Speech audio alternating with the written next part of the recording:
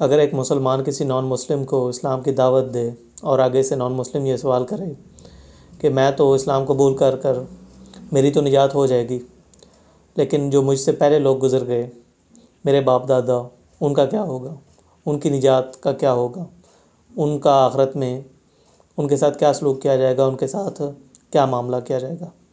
تو آگے سے وہ مسلمان کیا جواب دے گا؟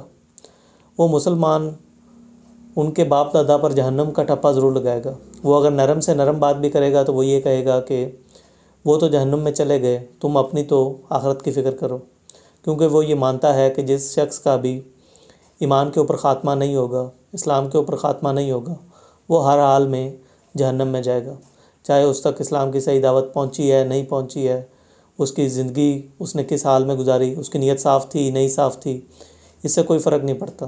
بس اگر اس کا خاتمہ ایمان کے اوپر نہیں ہوا، خاتمہ اسلام کے اوپر نہیں ہوا، تو وہ ہر حال میں جہنم میں ہی جائے گا۔ لیکن پیغمبر کس طرح سے دعوت دیتے ہیں؟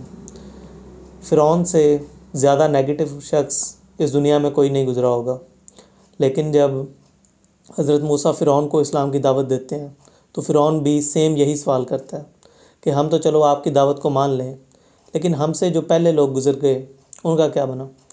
تو حضرت موسیٰ اس کا جواب دیتے ہیں کہ ان کا علم اللہ کے پاس ہے۔ اب اس جواب کا کیا مطلب تھا؟ اس جواب کا مطلب یہ تھا کہ ان کا فیصلہ اللہ تعالیٰ نے کرنا ہے، اس بنیاد پر کہ ان تک کتنا علم پہنچا، ان کی نیت کیا تھی، انہوں نے اوور آل زندگی کس طرح سے گزاری، ان ساری چیزوں کو مد نظر رکھتے ہوئے ان کا اللہ تعالیٰ کوئی بھی فیصلہ فرمائے گا۔ اور اس سے ہمیں بھی یہ ایک سبق دیا کہ ہمیں دوسروں کی جنت اور جہنم کے فیصلے نہیں کرنے چاہیے، ہمیں اسلام کی دعوت پازیٹیولی لوگوں تک پہنچانی چاہیے، نہ کہ دوسروں کی جنت اور جہنم کے فیصلے کرنے چاہیے۔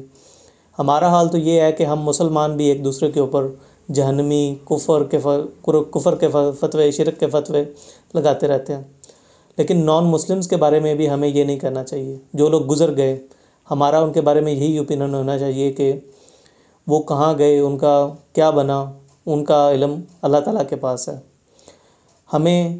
ہماری یہ ذمہ داری ہے کہ ہم نے اسلام کی دوسروں تک دعوت پہنچانی ہے، اور دعوت جب پہنچائی جائے گی تو اسلام کا کنٹینٹ بتایا جائے گا کہ اسلام کا یہ کنٹینٹ ہے، اور جو شخص اس کو جان بوجھ کر اس کا انکار کرے اس کی یہ سزا ہے۔ یہ جو سزا ہے یہ اس شخص کے لیے ہوتی ہے جو کہ جان بوجھ کر جب اس تک حق پہنچ جاتا ہے اور تب وہ اس کا انکار کرتا ہے۔ یہ سزا اس کو نہیں بتائی جا رہی ہوتی جس تک وہ پیغام پہنچا ہی نہیں۔